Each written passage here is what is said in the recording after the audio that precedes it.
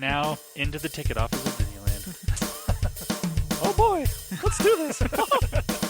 Don't think the CIA is going to be trying to hack your second-gen iPod. I didn't think so. There might have been a lot of illegal music on there. I wouldn't doubt it. But, I mean...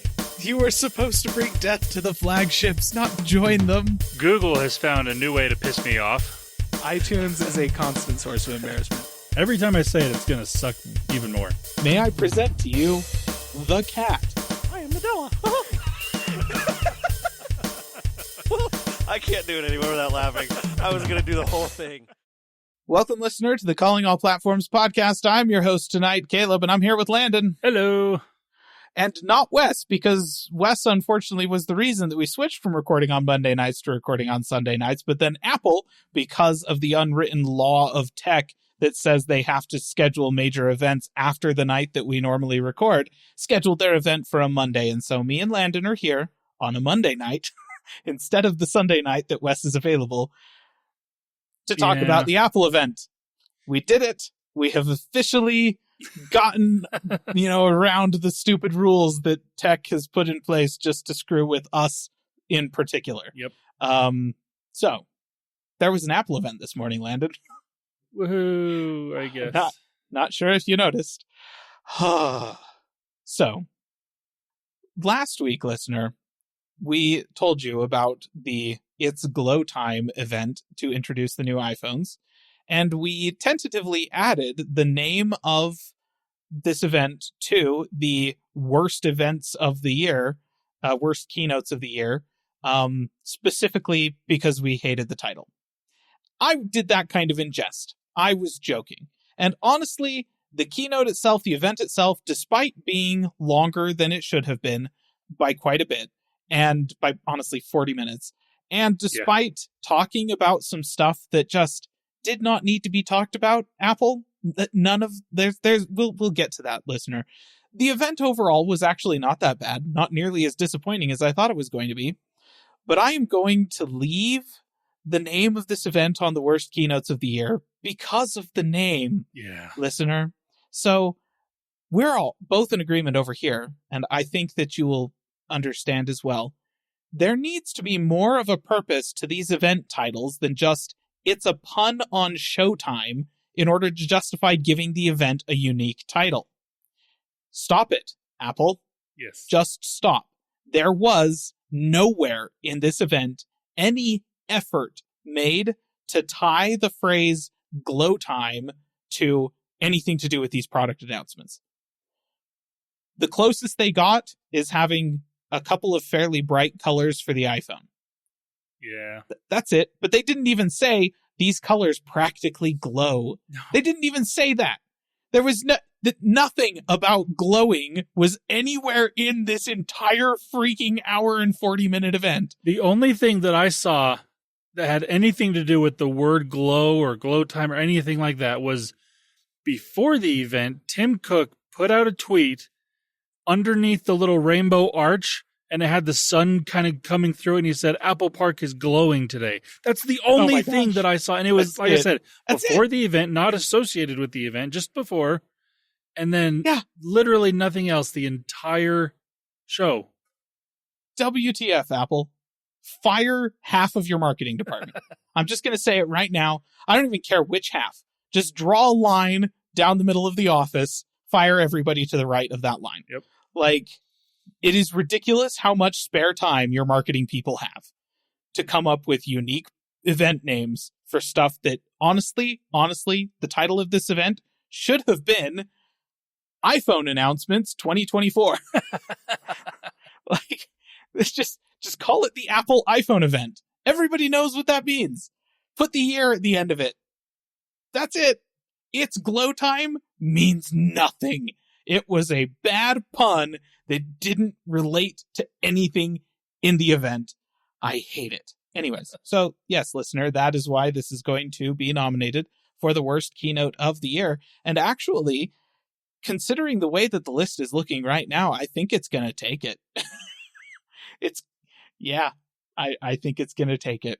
The only people that have an opportunity to make a worse one is Apple in their November Mac event. Yep, which they could. I Yeah. hope they don't. Oh, geez. No, please. Macs are good. Don't screw them up again. Please no. All right. So let's go ahead and talk about the stuff that they talked about in this event, listener. First of all, the Apple Watch. Now, they started this off with Tim Cook saying that this is a beautiful new design for the Series 10. And then they played a video showing the design of the Series 10. From that video, I gleaned that by beautiful new design, they mean the same design, but a little bit thinner with a slightly larger screen. It's the exact same design. Yeah. That's it was funny. Like, as I'm watching this, I'm like, he said that, and then I was like, so the same watch. Okay, cool. Yeah. Like, I'm watching the little video and I'm like, it's the same design. It's just the same design. Oh, wait, no. The bezels are a little tiny bit thinner. Okay. Bezel. I'll give you that. Did know, like, I was actually looking at my watch and looking at that pictures of that one. It does seem ever so slightly like the corners are a little bit different. I don't know if it's true. It looked like the corners might be a little bit different, but even then it's like, I don't think this is different, Tim, like you say it is. I think it's fair to say that the phrase beautiful new design may be overstating it just a touch. That being said, it is a little bit thinner and lighter and does have a bigger screen. Talking about the display, the always-on display now updates every second instead of every minute, but it's been redesigned so that you're not actually losing efficiency on that. So you can have a moving second hand on your watch now, which, okay, that's kind of nice. I'll give them that. As long as there's no battery hit to that, which they say there won't be. Okay, pretty good. The display is also now technically bigger on the larger watch, obviously, than the display on the Ultra. Though they said that, and then they showed a cutout of them right next to each other, and I'm like, that looks exactly the same. Yeah. It looks like it's exactly the same size. When you're talking bigger, are you measuring this in fractions of a millimeter? Because that looks like what you're doing. It is like 1 pixel taller or something like that. I don't know for sure. But it very, very close to the same size as the display on the Ultra. So if your reason for getting an Ultra before was the size of the display, now you can just get a Series 10. I don't know anybody that did that. Everybody wanted the bigger battery. This doesn't have the same size battery as an Ultra, so okay. But if it was the display, then here you go. This one's for you. They have also added a new glossy black finish for it, which I will say was the best looking version of the iPhone 7, so long as you had it on a display stand and never touched it. Yes.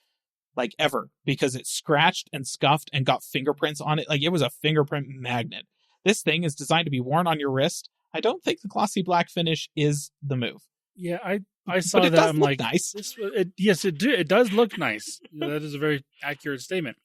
But when I saw that, I'm like, I was really hoping that they were going to keep the flat black that they have had always. But no, they have the glossy black and then the regular aluminum silver one, and then what was the other one? Pink?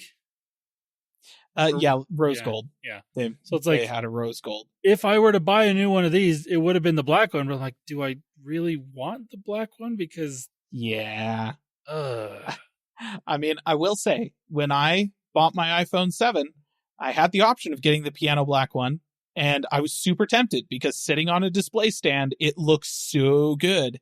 And then I went into a Verizon store and I looked at the model that they had sitting out for display that people had been handling. And I took one look at the back of that thing and I went, nope, absolutely not. That thing looked awful. And I got the matte black one instead. Slight step down in overall appearance, but it stayed looking good. I still have the thing. It still looks great to this day. So everyone I know that got the glossy piano black one either had it covered in scratches and scuffs and fingerprints within seconds, or they immediately stuck a case on there and never looked at it. So what's the point? But that is now an option. They've also made some updates to the speaker in order to get it to fit into the thinner chassis, and they're quite proud of these updates. They're so much so that they're now allowing you to play your music through the speaker on your Apple Watch instead of just being able to hear notifications and take phone calls. And don't. For the love, please don't. Nobody wants to hear that. To be clear, it will be every bit as bad, probably significantly worse, than listening to music on your phone speaker, because it's even smaller than that. And also, nobody around you wants to listen to your music on your crappy turd Apple Watch speaker. I don't care how much better it is than the speaker that was previously. It's still a bad speaker. Yeah. Don't use it for that. Yeah, Take phone calls, that's it. It was so funny. It's like, and you can listen to music and take phone calls when your AirPods aren't around. It's like, no, you don't. You pull your phone out and you do it that way. Yes. If you for some reason have to listen to music, pull your phone out and do it that way, because it'll still be so much better than doing it through your watch. Listener, I don't know if you need to be told this, but if you are the person who uses a smartwatch or a phone on speaker to make phone calls in the grocery store or just anywhere out in public so that everybody can hear both sides of this conversation you're having, except the other side is extremely grainy and obnoxious and high-pitched and piercing, nobody likes you. I'm sorry, but please stop that. It's very antisocial behavior. Anyways, Yeah. And Apple is enabling it. Stop it, Apple. Ugh. The Series 10 is also going to feature faster charging. They were saying 80% of your battery in 30 minutes, which is solid. That's very nice. Definitely, they're pushing more and more into, well, actually, we're going to talk about this in a minute, into wanting you to wear your watch while you sleep and making it so that you can get basically a day's worth of charge by sticking it on the charger while you take a shower in the morning or something like that. That is actually a really, really good thing. So, although they also did mention showering with the watch too, so it's like, okay, when am I going to charge it? It's that, yeah, ignore that. You don't need to. Yeah. It's just take it off, put it on the charger. Then that's when you charge. And then the more expensive stainless steel cases are being replaced with a polished titanium case, which is going to be kind of like the same price bracket. It's the more exclusive premium version of the Series 10, but it is titanium instead of stainless, which means it weighs like a third as much. So yeah, that was one of my biggest things against the stainless ones, is because they're just that a little bit heavier. they're heavy. And you would notice it especially if you got the 45 millimeter or whatever size the bigger one. Yeah, the big one. It would be noticeable after a day's use, especially if you went from an aluminum one to that one. You definitely notice. But I love the idea of taking it to the titanium instead of stainless steel.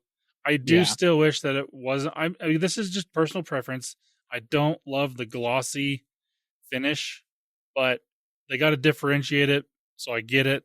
It's fine. They do look good. Yeah. It's just not my personal preference. Yeah, and that's fair. But I do. They were saying that the polished titanium version now weighs even slightly less than the aluminum version. Yeah. So in addition to just getting the one that is a little bit more durable and looks a little bit fancier, it is actually beneficial now. It's lighter. Okay, That's good. Instead of being heavier, which I suppose weight, like heavy things, are traditionally indicative of quality. And so in the traditional watch world, having a heavier watch is probably a better thing. But I think that Apple is just at this point acknowledging that nobody actually cares about the Apple Watch as a piece of like fine timekeeping. That's not what it is. It's a fitness band. Yeah. It's a very, very capable fitness band. And making a titanium version that is lighter than the aluminum version makes a lot more sense than that stainless steel body ever did. Yep. So there you go. They did also talk about some health stuff, I guess. It's given that it is just a very capable health tracker. They are going to be adding sleep apnea detection to the Series 10. It's actually going to be backwards compatible with the Series 9 and the Ultra 2 as well. So there is that. This is based on the sleep study that they've been doing over the past couple of years and stuff like that. But, it'll track your sleep over the course of like a couple of weeks and then warn you if it thinks you've got sleep apnea and give you some directions on how to talk about that with your doctor. And that's it, because that's all the advice that your watch should be giving you. Let's be honest. Yes.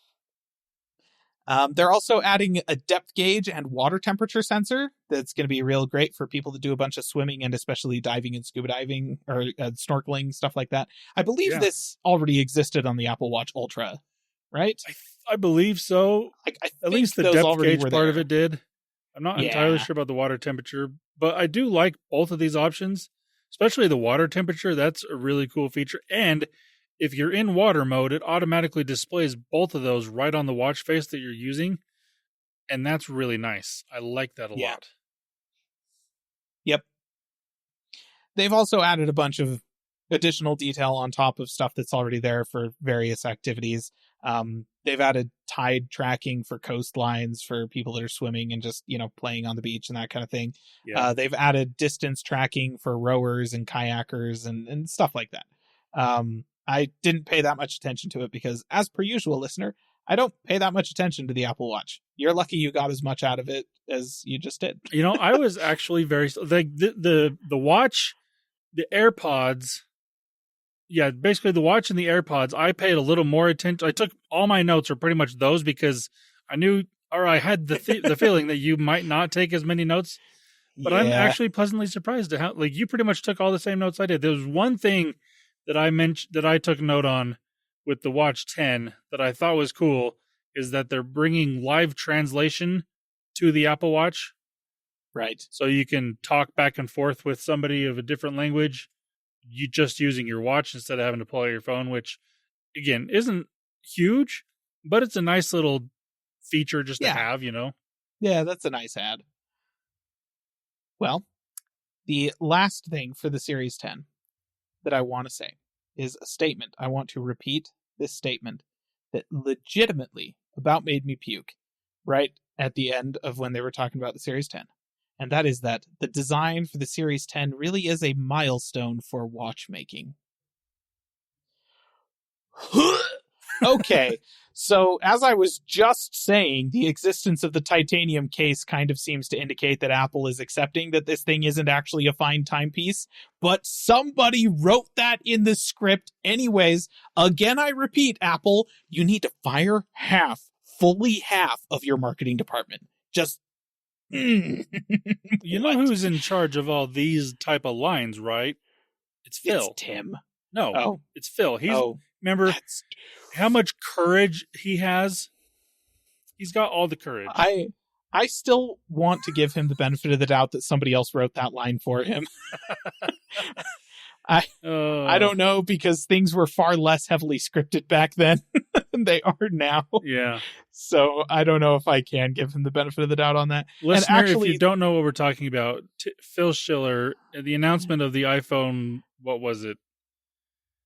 It was the 7. The 7. It was the 7. They took the headphone jack away. He said it's taking a lot of courage for us to do this, or something along those lines. And it's like, no, it's not. You're just an idiot. No, you dorks. You and idiots, what my favorite jerks. part of that, though, I can't remember who it is, but there's somebody that used to be on a regular guest type person on a podcast I listened to that would call the headphone jack. He just started calling it the courage port instead of a headphone jack.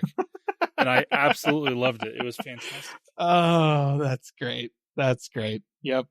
Good old Phil Schiller. He's also the one that, when introducing the Trash Can Mac Pro, which, again, listener, if you're not aware of the history of Apple's Macs over the past decade, you ought to go look up the Trash Can Mac. Yeah. That's all you have to type. Just type Trash Can Mac into Google and you'll get exactly what I'm talking about. Phil was the one who introduced that, and upon showing a picture of that to an auditorium full of people, he made the statement, "Can't innovate my ass."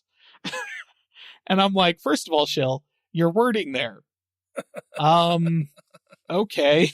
Second of all, it's a circle, my dude. What? Like, to be clear, the Trash Can Mac Pro actually was a pretty cool computer with absolutely no way to upgrade ever in the history of ever. And that's why there was only ever one version of the thing. And then they discontinued it like 9 years later. What a horrible machine. Good job, Phil. I'm glad he doesn't present stuff anymore. Yeah. Anywho, let's move on to the other Apple Watch. The Ultra 2 is getting a matte black finish to complement the existing natural titanium finish.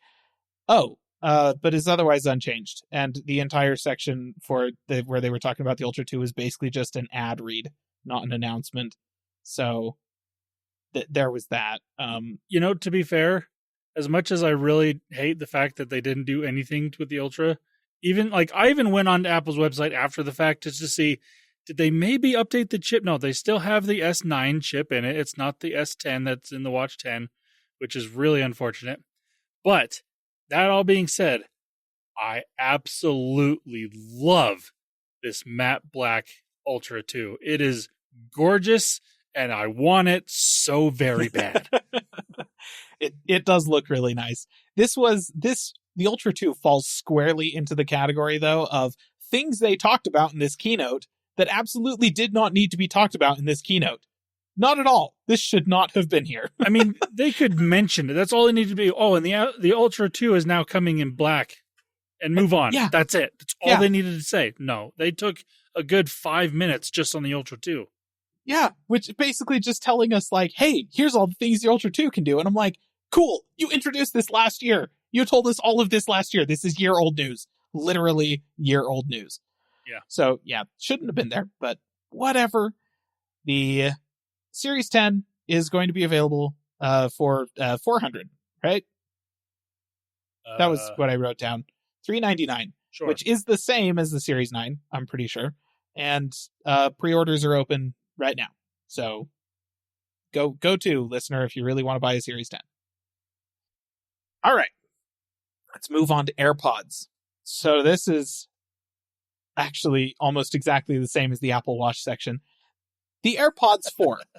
This is a new set of AirPods that are the same basic design as the AirPods 3, but they are a slightly more refined shape that is supposed to, they've once again done 3D scans of the sides of a bunch of people's heads in order to design the most optimal shape to fit in the most people's ears the most comfortably. As they were saying that, I thought, okay, we've heard this before, Apple. You said this last time you updated the AirPods.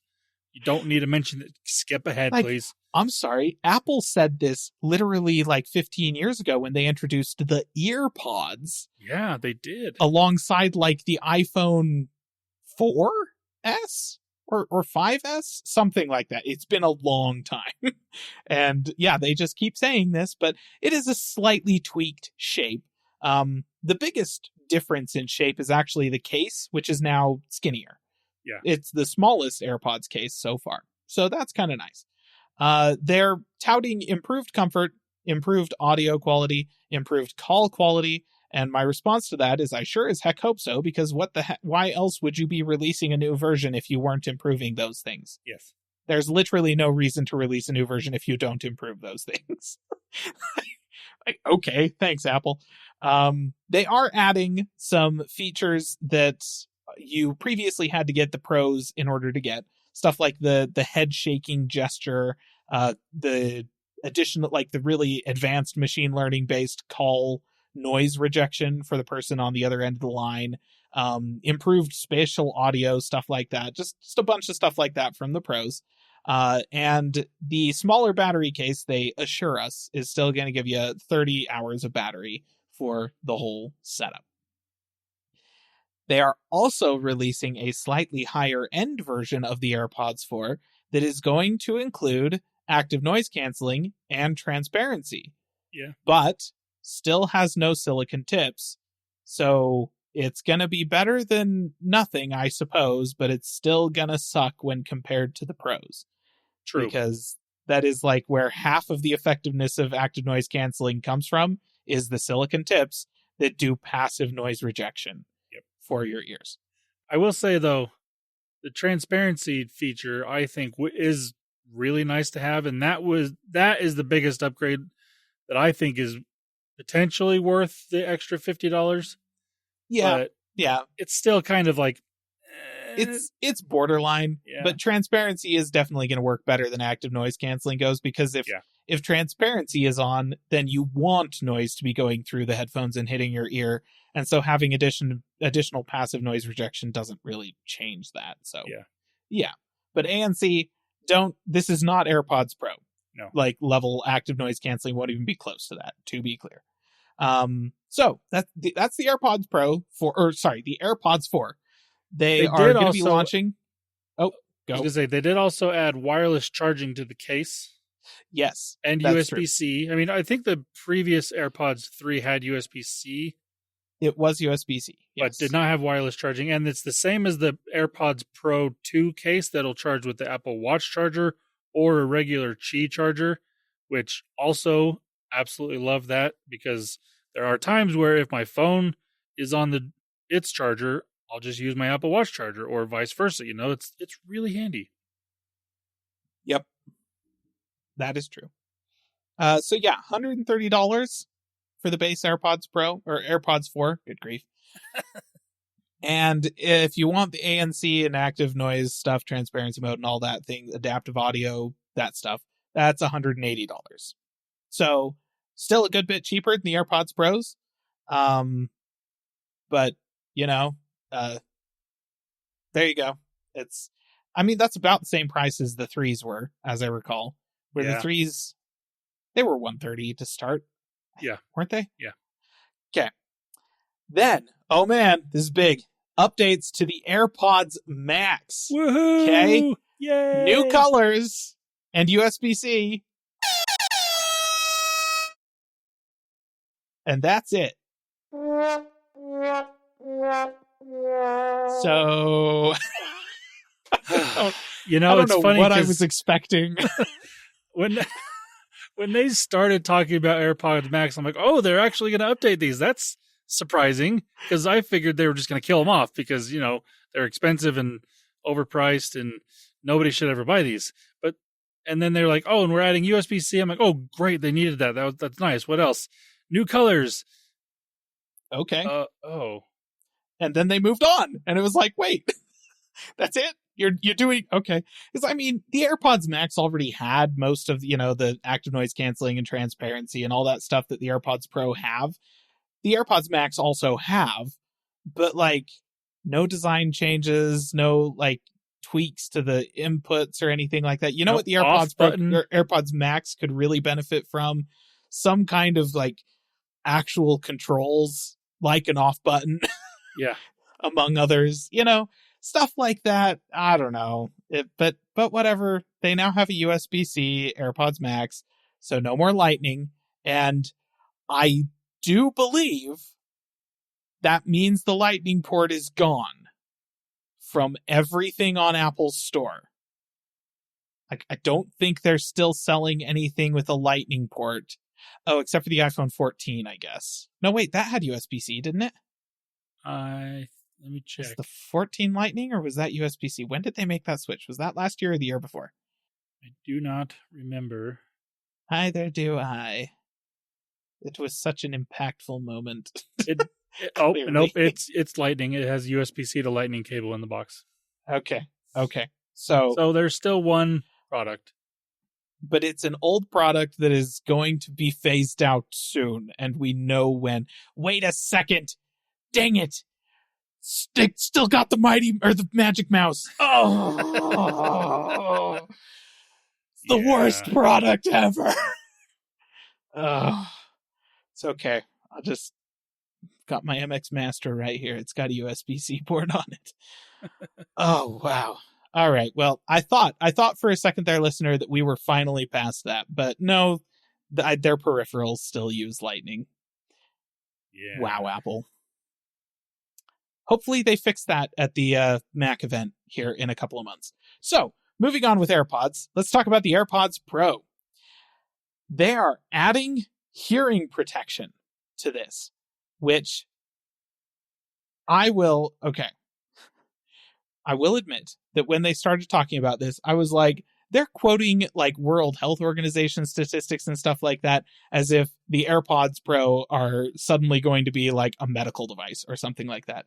And then they announced that hearing protection, which is designed to reduce loud noises, is also going to be able to give you a hearing test. And they're working on getting a clinical grade over-the-counter hearing aid certification for the AirPods Pro with a new software update that will enable you to use it as a hearing aid. Like an actual pants. This is a hearing aid.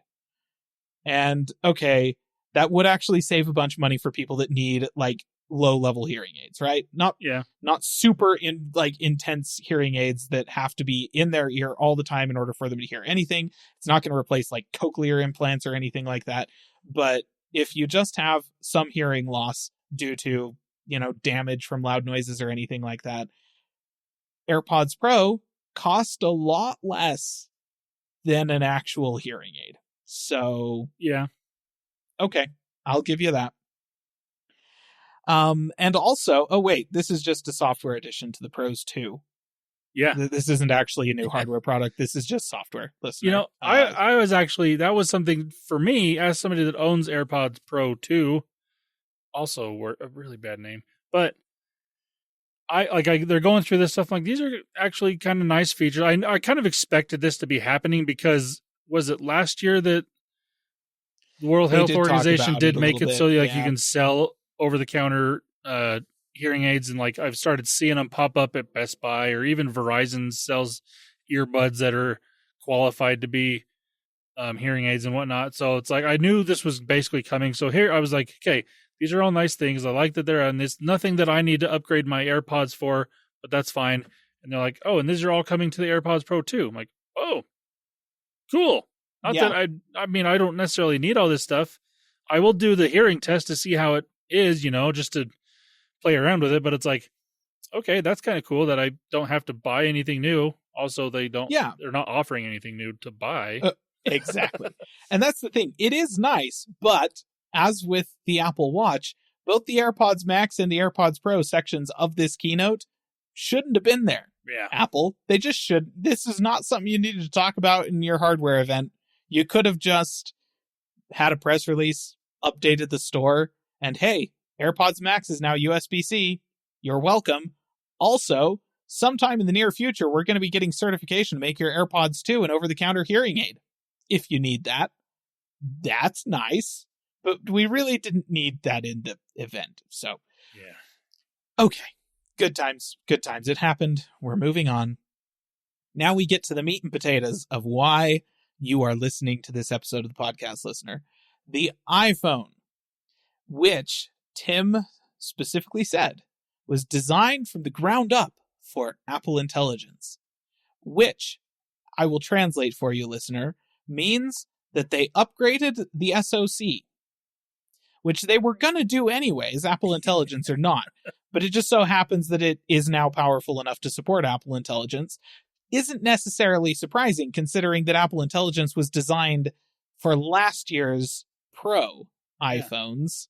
So if this year's iPhones didn't also support it, that would be kind of baffling. Yes. So really what this statement means is we designed this phone after we designed Apple Intelligence. It's just a statement about timing. Yep. We made Apple Intelligence last year for last year's iPhone. We announced it in June, and then we started designing this phone after we had designed it for last year's phone. And so just by process of the passage of time, it works on this phone. Okay. Tim, again, your marketing department. It's about 50% too big. You should get rid of some. So, big news here. The big news for me personally is that for the first time ever, I thought about it. For the first time ever, the camera bump has gotten smaller on the iPhone 16. Wow. It went from square that protruded a bunch from the back of the phone to a skinnier, little tall, pill-shaped thing that also still protrudes a bunch from the back of the phone. I'm not saying that it's not a gigantic camera bump. It is, but it is technically smaller than last year's iPhone. Yeah.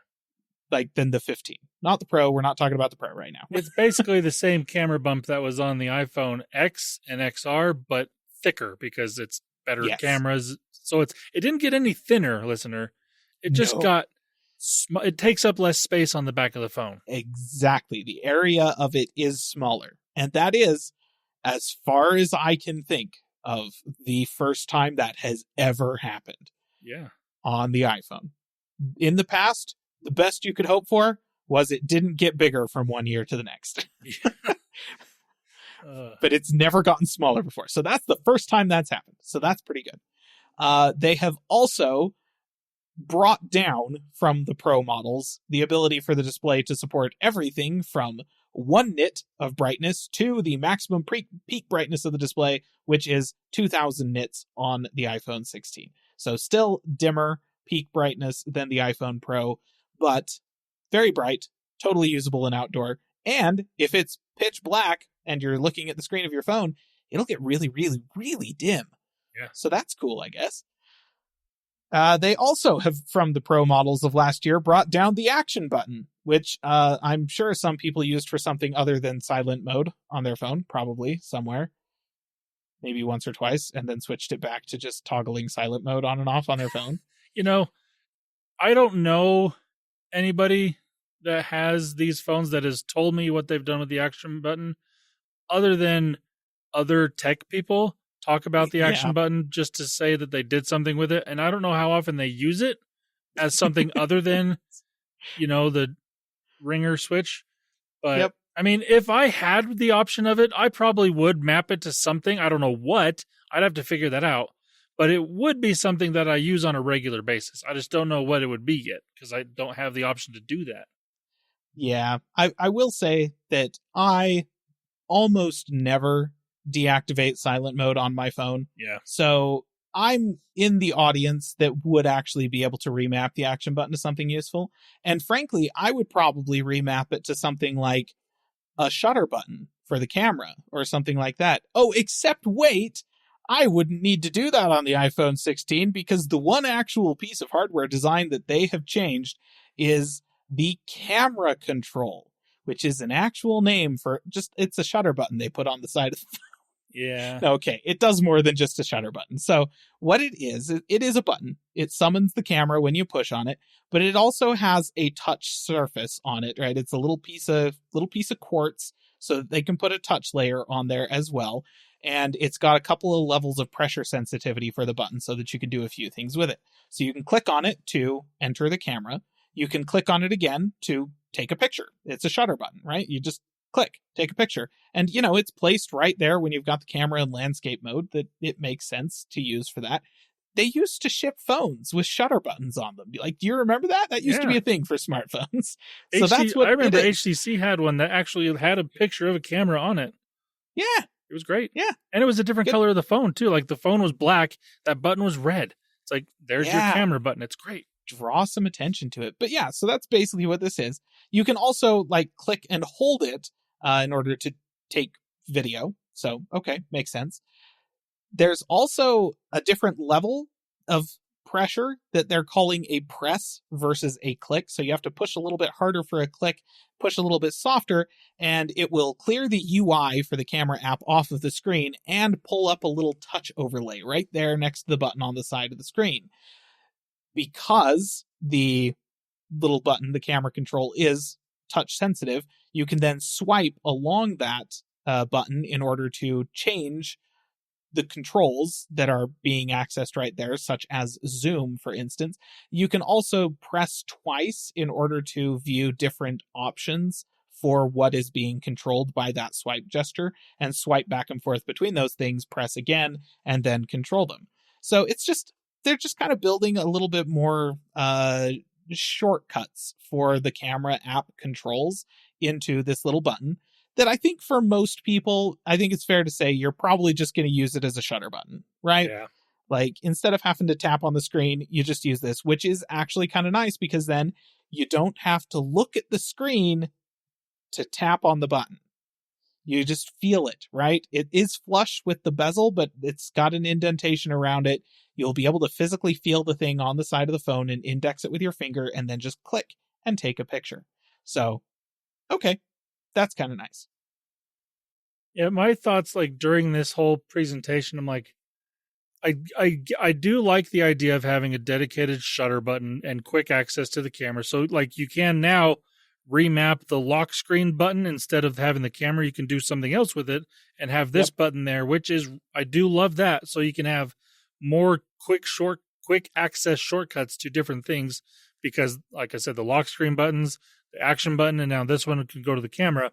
But like when they're showing all the extra stuff that it can do, I'm like, okay, that is kind of nice. But the actual people that are that would utilize those things already have the motion, like regular motion of their thumb on the phone. Like they can access those functions really quickly from the touchscreen without having to do anything. So Yeah. I get that they put it in there so it can do more than just a shutter button. But again, Yeah. the people that would have accessed that other stuff already have their ways of accessing that stuff. That's probably going to be initially quicker than getting used to this little button. And some of them might switch over to using this button, but initially, like you said, it's basically just a quick access camera and shutter button, which again, I'm perfectly fine with. I do like that. Totally fine. Yep. Like, it doesn't necessarily need to be anything more than that. I do think that if for your more casual users, it's basically just a shutter button. But if you are frequently zooming your photos or something like that, you can just have that be the default control that comes up when you do the press on the button. And then you can just swipe for zoom if you want, right? Like, and just never change the control that's there. Just use it for zoom every time. Or use it to swipe back and forth between camera modes. So, like, hey, now I want to do panorama. Now I want to do a portrait mode or something like that. Use it to swipe back and forth between those modes.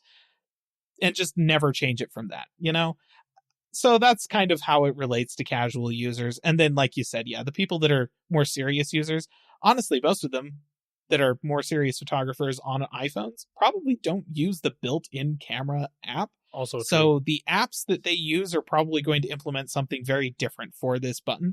And hopefully you can remap the button so that it calls those apps instead of the built-in camera app. They didn't specifically say that, but I wouldn't be surprised if that was the case. Okay. So, next, powering the new phone, the iPhone 16, is the A18. They made a big stink about how they had skipped the A17 and how that was a big deal. And I'm all like, hey, it would be a big deal if the phone wasn't already a year behind the Pro anyways. Yeah. Okay, whatever. A18. This processor has a 16-core neural engine. Has increased memory bandwidth, which is mostly for the Apple Intelligence ML workloads and stuff like that. It's got a 6-core CPU.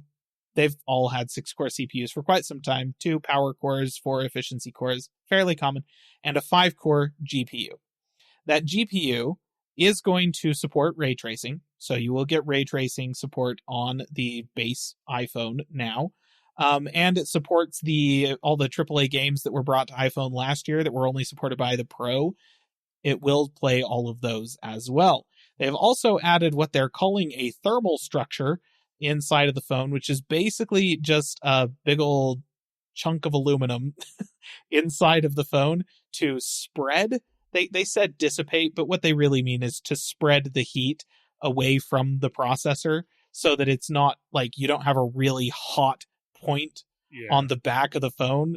Instead, the whole back of the phone warms up a little bit instead of just one spot, which is what most iPhones do and is really obnoxious. So thank you. I appreciate that. All right. My next note for the iPhone 16 is, hey, Craig is here, meaning Craig Federighi, who is categorically the best keynote presenter at Apple right now. I will hear no arguments. That said, he's also the software chief, so it's a little weird to see him at an iPhone hardware announcement event.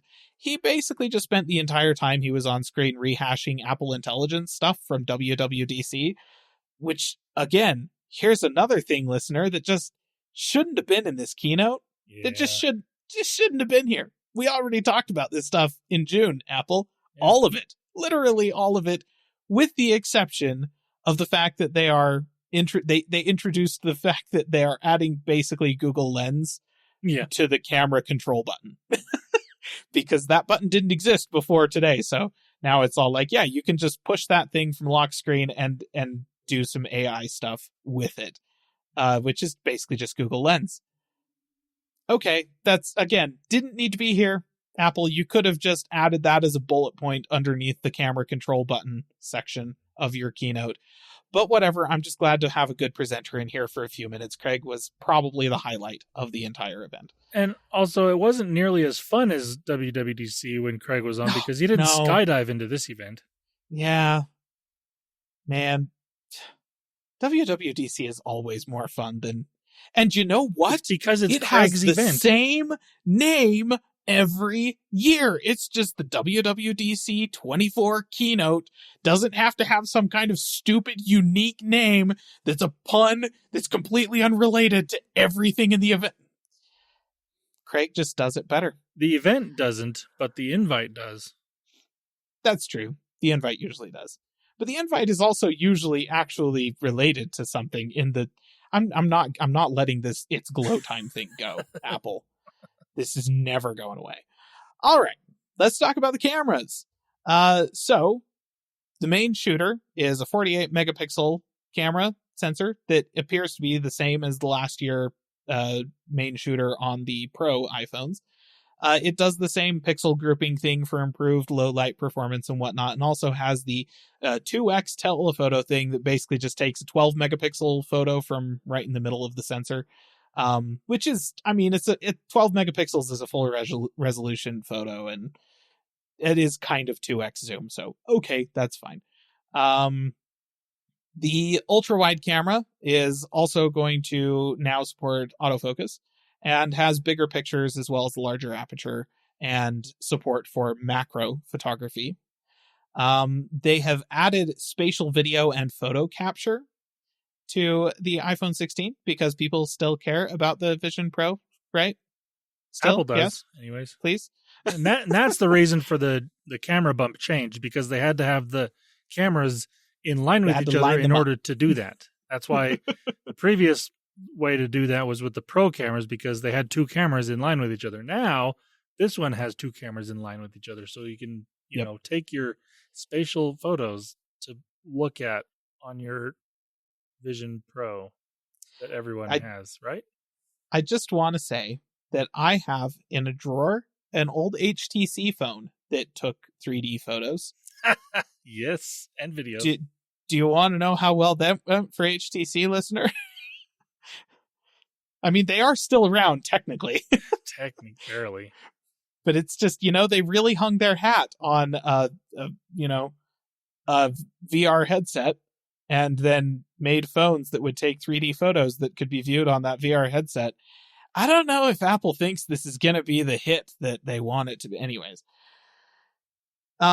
Also, for the cameras, they made some improvements to the microphones, mostly related to adding machine learning to the audio processing stage of things, meaning that it will do stuff like reduce the wind noise that's captured in video and stuff like that using machine learning algorithms, that sort of thing.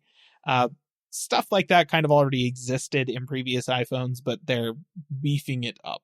And that probably has to do with the improved or the increased number of neural engine cores on the processor, stuff like that.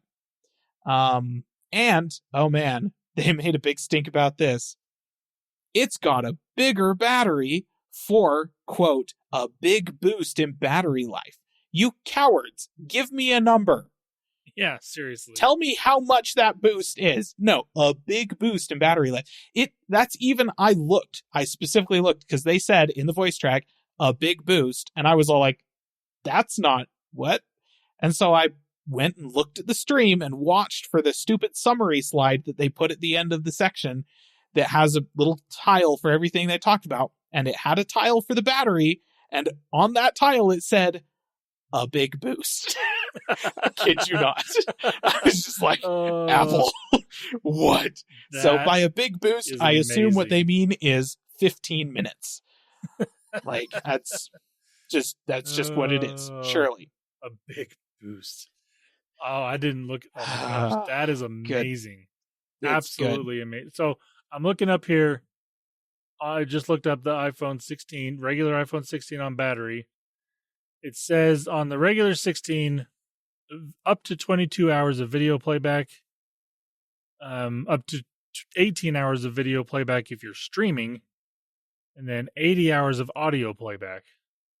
And then on the 16 Plus, 27 hours of video playback and 100 hours of audio playback. Okay, now what about the 15? What counts as a big boost in Apple's numbers here? Oh, let me find. While Landon looks for that, listener, I'll let you know. It's still the same price as it was last year. $800 for the normal iPhone, $900 for the Plus iPhone, 128 gig starting size for both.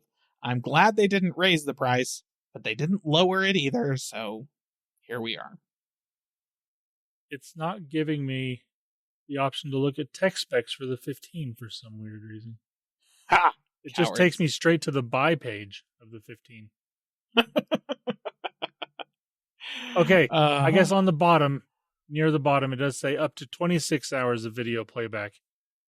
And so that's the iPhone 15, iPhone 16 up to 27 hours of video playback. So you get an extra hour of video playback. That's your big boost, Apple? Come on. So you might get, Come on. Nothing when it comes to regular usage. Yes. Yeah, exactly. You will probably not notice a difference. Essentially when the you takeaway here. When you end the day, where you previously might have ended the day at 15, 20%, you might end at 25%.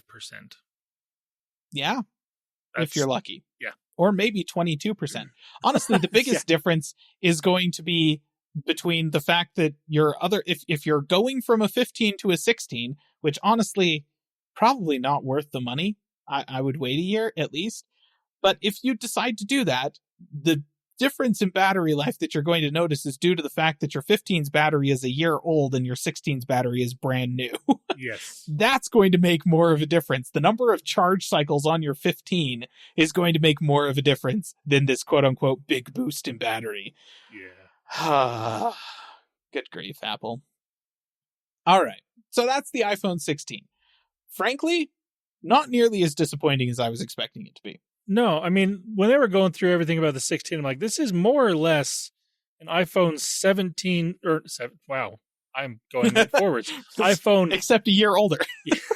Hey, no, it's an iPhone 15 Pro with a newer chip, so it's almost better than the 15 Pro, minus it doesn't have the telephoto lens. Not a huge deal for some people, and it's a lot cheaper than even the 15 Pro is going to be right now. So if you were if you were thinking, oh, I'll wait till the 15 goes cheaper, and you were looking at the 15 Pro, don't. Just get the 16 because it's a better phone for a cheaper price. Yeah, and I will say that is a nice step up over what it was when they released I guess it was the 14, which was basically just a 13 Pro, except it cost more. And I was like, well, don't do that. Yeah. So that it is better than that. And I will note that, yes, the A18 is a newer chip. Really, the only difference that the A18 has over the A17 Pro is that it is built on a newer manufacturing node. It uses the same quote-unquote improved 3 nanometer manufacturing process that all of the M4 era Apple Silicon has moved to, which means that it's going to have some efficiency and some slight speed improvements over the A17 Pro. But it's got the same number of cores. I think the GPU performance is probably pretty much the same. I think maybe the neural engine is a little bit stronger.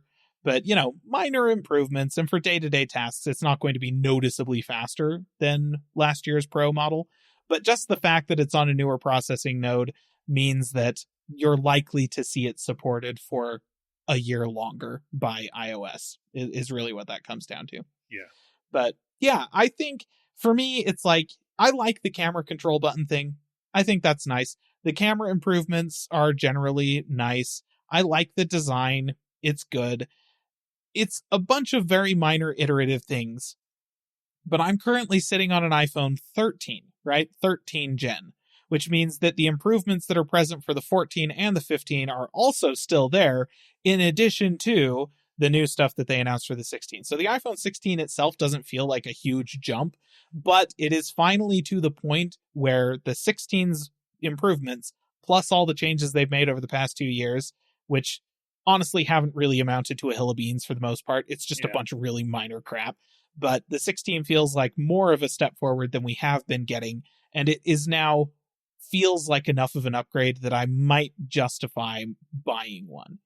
That said, I'm not going to pull the trigger on it at this point because it didn't blow me away. And they're rumored to be announcing an iPhone SE at the beginning of 2025. So I'm going to wait to see what that looks like, because if that's still $430 and it's got most of the stuff that's in the 16, that's a no-brainer. Just ignore the 16. Even if it's like, it's got the same design and chassis and basic camera hardware and all that stuff as like the 15 or even the 14, but it has the A18 chip, still kind of a no-brainer for me personally. So that's where I'm at on the iPhone 16. Not nearly as disappointing as I was expecting it to be, though, I will say. All right, let's jump into the iPhone 16 Pro. Now, the design of this phone is much like the iPhone 16, basically the same as last year. It has the camera button thing on it, and they've increased the display sizes without significantly increasing the size of the phone itself, because the bezels are now really thin. Yeah. Like, they're getting darn skinny. So we're getting pretty close to that vision of just the full front of the device being a screen. We're getting there. ProMotion is still restricted to the Pro models of the iPhone. I didn't specify that with the iPhone 16, but there it is. If you want 120 hertz refresh rate, you still have to buy the Pro iPhone, despite the fact that you can get 120 hertz refresh rate on like $400 Motorola phones. So yeah, Apple, the heck. Let's see. The black color for the titanium now actually looks black, which I think is a great improvement over last year's Pro phone. It does look really nice. They have also added a new kind of gold color, goldish bronzy sort of color that they are calling Desert. And I think it was a good call to not name this gold or bronze or something like that, because it just doesn't quite look like either of those things. But Desert, yes, it does look like sand. I will give you that. It does look noticeably better than all of the pictures we had seen previously of this device. Now, granted, Apple is going to make it look good, but I'm going to hold out still to see actual photos or videos of this device, or maybe go in person, because, I mean, like I said, it does look better. It doesn't look bad. I actually was pleasantly surprised at how good it actually does look, because generally this color is not my favorite on tech stuff, like gold or tan, that kind of color is not my favorite, but this actually does look pretty good. So, but again, I'm going to hold out and wait till I actually see it. Yeah. Not from press renders and whatnot. Right. Yep. Actual in person is going to be the way to look at this thing. I think that's just the right call. All right. The A18 Pro is the processor in this year's chip. Not necessarily surprising. This is sort of after they announced last year's Pro iPhones with the A17 Pro. This was kind of what we were expecting. An A18 and an A18 Pro. Now, in terms of differences between this thing and the A18, it's not as significant as you might expect. So this also has a 16-core neural engine with improved memory bandwidth for that thing, the same as the A18, has a 6-core CPU, the same as the A18. It does have a 6-core GPU, and they're saying 2 times faster ray tracing than last year, which means that it's not just a factor of like core count or anything that is making the improvement in the ray tracing. They're saying faster memory bandwidth and more RAM is what's going to make a big difference there, which does suggest that the Pro phones are going to be shipping with more RAM than the iPhone 16, which is not surprising. It's been that way for a few years now. Yeah. But I wouldn't expect to see the iPhone 16 with 2 times faster ray tracing than the 17 Pro. No. Sorry, the 15 Pro. Just because, like, it's got one fewer GPU core, sure, but it's not going to be 2x, and it probably is going to be about the same as last year's Pro phone. That's my guess. There's a lot more that influences ray tracing performance than just the number of cores on the GPU. But that being said, it is 100% faster than the ray tracing performance of last year's iPhone, because last year's normal iPhone didn't have ray tracing support. So anyways, as far as the CPU goes, same 6-core CPU, same clock speeds and all that stuff, same 2 big cores, 4 little cores configuration, all that is the same. They did specify a larger cache for the CPU than on the regular A18, which probably also contributes to better gaming performance, because if anybody's been paying attention to the desktop processor space, you'll be aware of something called 3D cache on AMD processors, which is basically just a bunch of cache on the processor, right? Which doesn't seem like it would be anything all that fancy, but the effect that it has on video game performance in particular is insane. The 4-year-old at this point, 5800 X3D, still trades blows with the top tier non-X3D processors released by both AMD and Intel this year, despite the fact that it is several years older and way less expensive.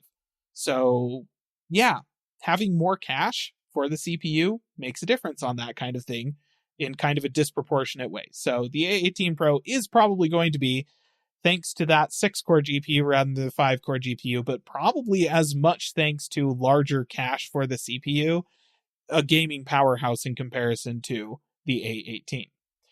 The A18 Pro also includes an upgraded display engine, support for USB 3 speeds. The regular iPhone is still stuck to USB 2. I guess I'm not really surprised.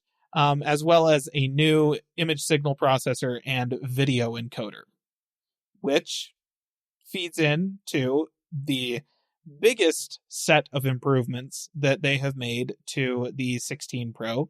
Not necessarily surprisingly, the cameras, the photo and video experience on these phones. So, main shooter on this thing is still a 48 megapixel sensor, but this is a new sensor that they are touting reads data faster and has a faster link to the image signal processor in the SoC. So what that means is it's going to be faster about taking pictures and then delivering the data from the picture to the processor so that it can do its whole computational photography pipeline thing and spit the image out on the other end, which means you're going to be able to more effectively capture photos in the moment. So that's that. The other cameras, in terms of the sensors and hardware, seem to be largely the same as last year. Though the 5x telephoto lens is now on the regular Pro as well as the Pro Max. They've made the space for that now. It's got that little, what did they call it? The tetra whatever. It's a periscope lens, basically. They like to make up words for things. They really do. And I can't remember if the ultra wide on last year's Pro phone was a 48 megapixel sensor or not. I think it was. It still is. Like they announced that. But in terms of like the aperture and the f-stops and stuff like that on both of those lenses, they were about the same as last year. Because quite frankly, when it comes to smartphone cameras, we really are bumping up against the edge of what is possible with the physics of light in a space that size. You know, it's just what they do with modern smartphone cameras is pretty incredible. And yeah, so most of the improvements to those cameras are going to be software related over last year's. Last year's ultra wide was a 12 megapixel, so it is. It was a 12 megapixel. It is a new lens there as well. Okay, so yes, the ultra wide is now 48 megapixels. The camera control button, specifically on the Pro phones, is going to be getting a 2-stage shutter later this year. So you'll be able to do like kind of a press to lock in your focus and your light balance and whatnot, and then a second press to actually take the photo. So if you've used, point and click digital cameras anytime in the past, like 20 or 30 years, that were more expensive than like $50. Yeah. then you know what a 2-stage shutter is, right? You push it down a little bit and it kind of locks everything in on the viewfinder so that you can see what that photo is going to look like. If you don't like it, you let it up, you refocus, whatever, hold it down again, and that way you don't have to take a whole bunch of pictures in order to see what the final product actually looks like. Yeah. So that's a software change that is going to be coming to the Pro phones later this year. They've also made some updates to their computational image pipeline, which, not necessarily surprising. You can, in fact, use the Halide camera app to turn that computational photo pipeline off if you would like, and just take the pictures raw. If you want to be in charge of editing them yourselves, which, that's nice. Apple did also add some changes to how you can how you can edit them in the camera app and stuff like that for the Pro phones. They're really leaning hard and heavy into the computational photography, but so is everybody else, because that's honestly how these smartphones have to differentiate themselves, considering that the physics is against them, right? The lenses are all restricted in size by having to be on the back of a smartphone, and they're basically all using the same 10 sensors made by Sony. So I don't know what you're going to do. You got to do something in the software side. Yep. But they now have the ability to, you take the picture, you've always been able to select different styles for the photo after you've taken it, which just changes, you can make it look sepia toned and whatnot, basically Instagram filters. But they've now improved the granularity of those. There's more styles to choose from. And once you've selected a style, you can now have there's a little graphic you can kind of drag a selector inside of to alter how that style is applied to each individual photo. So a little bit more granularity there if you're interested. They have added the ability to shoot 4K 120 HDR video, which is great. Slow-mo 4K. Anyone? Yeah? Heck yeah. And they've also added the ability to capture video directly to an external drive. Also which a is huge, nice thing to have. For pro users, anyways. Exactly. Yeah, there's no point shooting 4K 120 HDR video on the internal storage of your camera, because you're going to fill it up real fast. Yeah. Especially if you have the 128 gig version. Yeah, I remember, I think it was it last year or the year before, when they added the ability to basically shoot raw photo and video, and you had to have the higher storage capacity phone in order to do. Yeah. Actually, it was with the 13, I remember, because my phone doesn't have that because I got the lowest storage model. But if I got one higher, then I could do things like that. But everyone was like, why can't we just plug a cable into this and go to external storage? Everyone was asking for it. It took 4 years for it to happen, or 3 years for it to happen. But at least they finally did it. Which, again, it is a nice feature for those that need it. It's just it should have been done earlier, Apple. You could have, maybe with the 13, I get why they didn't do it, because it's still lightning. But and the 14, as we figured out. But the 15, you definitely could have done it last year with USB-C. It's there's no reason not to. Yep. 100% true. Okay, speaking of video recording, they also are touting improvements to the mics. They did, in fact, say studio quality in the event itself, so watch out. Sure, they're coming for you. I don't think anybody takes that seriously. So, I took note. The one note that I took on the iPhone. Well, I took 2 notes during the iPhone talking stuff, and it was this. So was the audio stuff, and the only thing that I put, I'm skeptical. Yeah. I don't think studio quality is what you're going to be getting out of a phone anytime soon. That being said, the machine learning based audio source separation thing for while they were recording video, that was pretty dope. Basically, they were showing off the idea that you can, if you're using this thing to shoot a scene for that indie film that you're definitely going to make, and you should totally buy this phone because you're a real indie film producer, right? Yeah. They were kind of claiming, the claim that was being made was that you can just shoot what's there, and the phone is going to analyze the audio for it and give you a few different options of how you want the audio presented in the final shot. And some of those were just to isolate the voices of the people in screen, in frame, and just that's it. That's all you hear. Cuts out everything else. It also had the option to basically just isolate their audio and then put them inside of a sound isolated room. So cut all of the echo and reverb out of the audio. There was also the option to what did they call it? I can't remember exactly what they called it, but it was basically taking the audio. It has cinematic audio, I think, is what. Right. Yeah. They had the cinematic audio that one was like emphasizing the vocals of the people that are in frame, but also like taking the vocals of anybody out of frame and the background sounds in the scene and putting them onto surround audio tracks. So you'd have a center channel that's the people right in front of the camera, and then everything else would be put into the surround sound mix. And then they had another one that was basically just analyzing vocals and emphasizing vocals while cutting background out of it, regardless of whether or not the people were in the frame. So there was a couple of different ways of doing that. And if it works as well as they claim it does, that's a pretty cool feature. I am skeptical of that it will work as well as they claim it does, but maybe.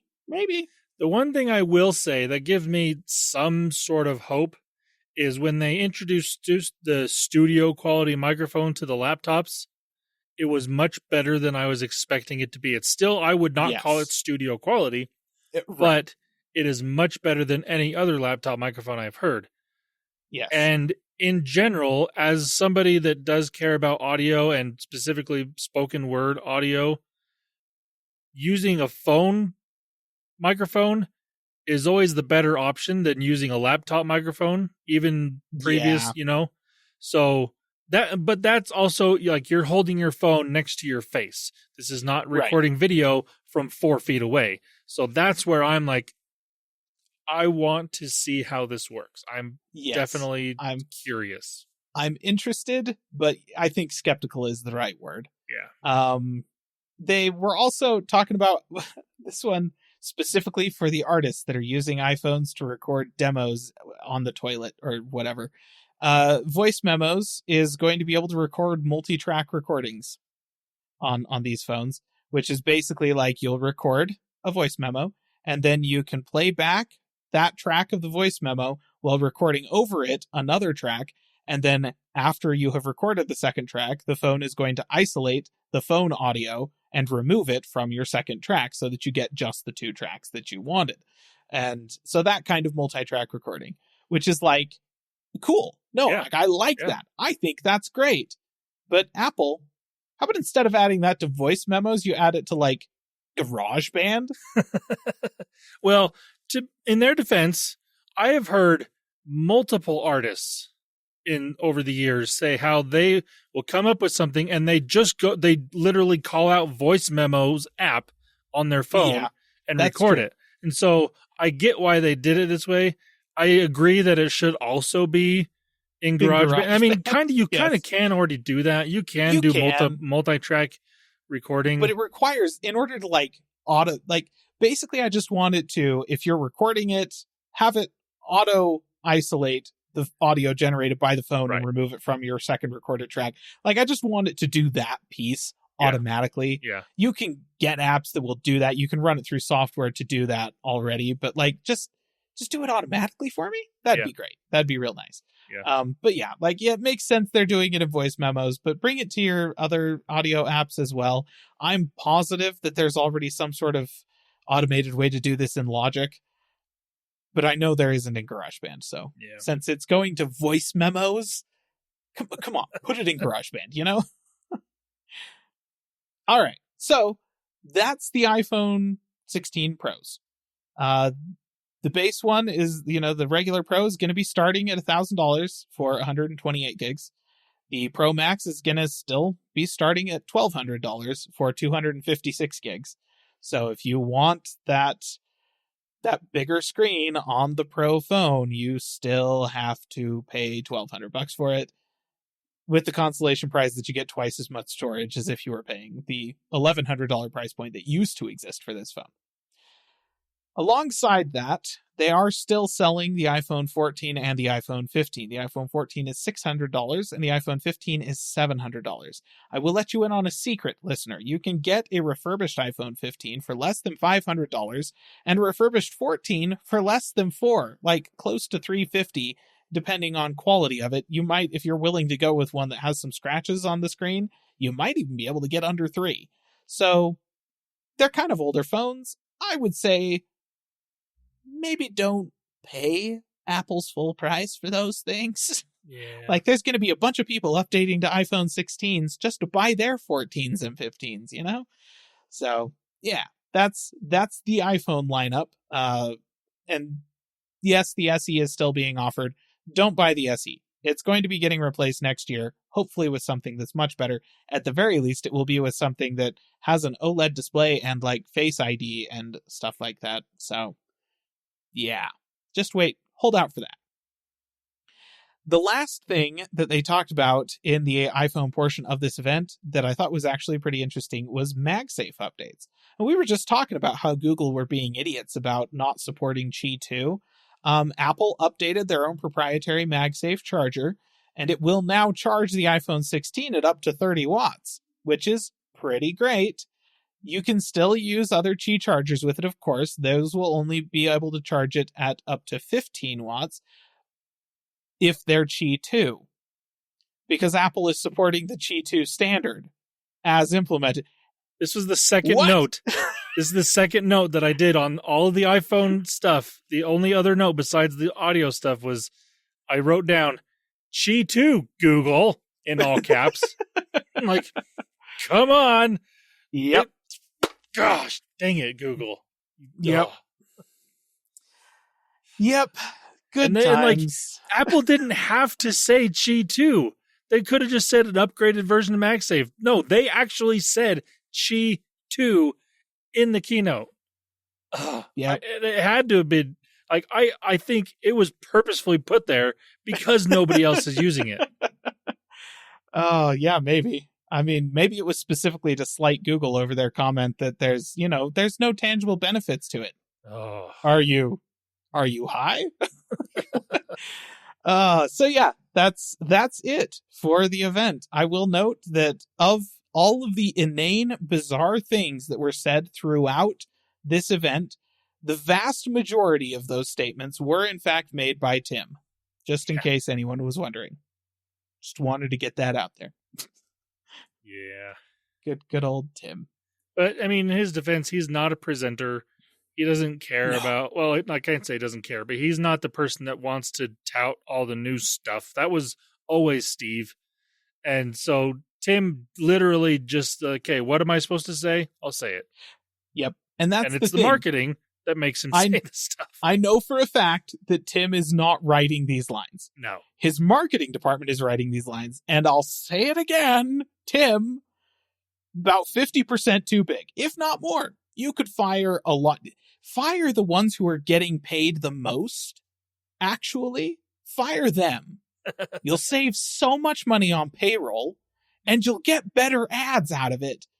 I promise. Yeah. And especially you'll get ads that make your company look like less of a just freaking, let's just put it this way. The reality distortion field was cranked up to 11 throughout this event, with the number of just backwards stupid things that were said. To be clear, that doesn't mean that the hardware isn't good or that the products aren't good. I am positive that engineers across Apple were watching this event, hearing those statements for the first time, and going, the Apple Watch isn't a fine timepiece, you idiots. This thing isn't a step forward in the history of watchmaking. It's just a really, really good, like, fitness tracker.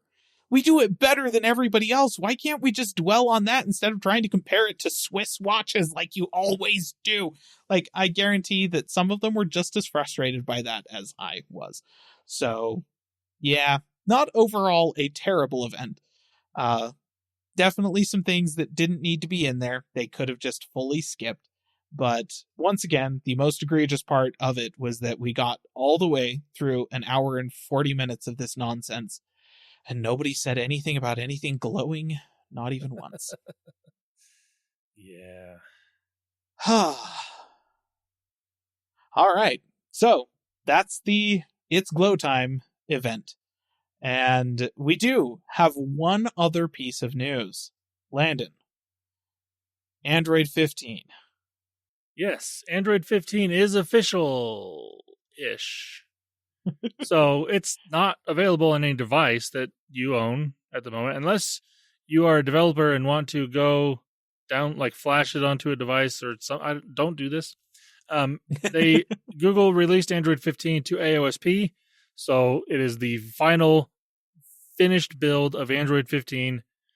What they've done in the past is usually they'll launch this with the new Pixel phone, but because they launched the new Pixel phone earlier than normal, they didn't do this, which again is fine because of what the new Pixel phone can do with the current version of Android. All the new stuff that they talked about is all AI stuff that's on device and mostly needed the new chip, not the new Android. So it's fine. Right. They did mention that Android 15 will be coming to Pixel phones in the coming weeks. Okay, that's kind of vague, but there are rumors that it will be coming sometime in October, near the beginning of October, which again is fairly typical. Android has been in that late September, early October time frame for the past few years, so it's basically on track. So Android 15 is coming soon. All right. And also with the release of Android 15, they did put a new bug droid statue at Google's campus. Oh. And it's a bug droid sitting on a bench. That's boring. They were starting to get back into the kind of fun things the last year or two, but then this one's like, oh. Like, well, what? Come on, okay. guys. That's fine. I mean, yes. It makes it easier to take a picture next to it, I suppose. You can just sit down next to it. There you go. I don't know. That's what they were thinking. This is the photo op bug droid. Yeah. Huh. Well, all right. Okay, listener. That's it. That's all I got. Yes, good. I'm recovering still. I think, listener, that is in fact everything that we have today, unless Landon is going to spring one more thing on me. No. Okay. No. All right. In that case, we would like to thank you for joining us for this special Stick It to the Man episode of the Calling All Platforms podcast, where we have, in fact, managed to get a podcast in the day that an event happened. It's been a long time since that has happened, but we did it, and we're very, very happy and hope that you're happy as well. If you would like to get in contact with us, you can do that on our website at callingallplatforms.com. You can also do it by getting in touch with us on our social medias. On Twitter, we're CapTechPod, and on Facebook at Calling All Platforms. You can also email us at podcast@callingallplatforms.com.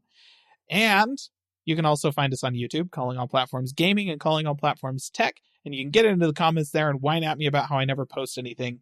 Totally valid, totally fair. It's real. You're not wrong.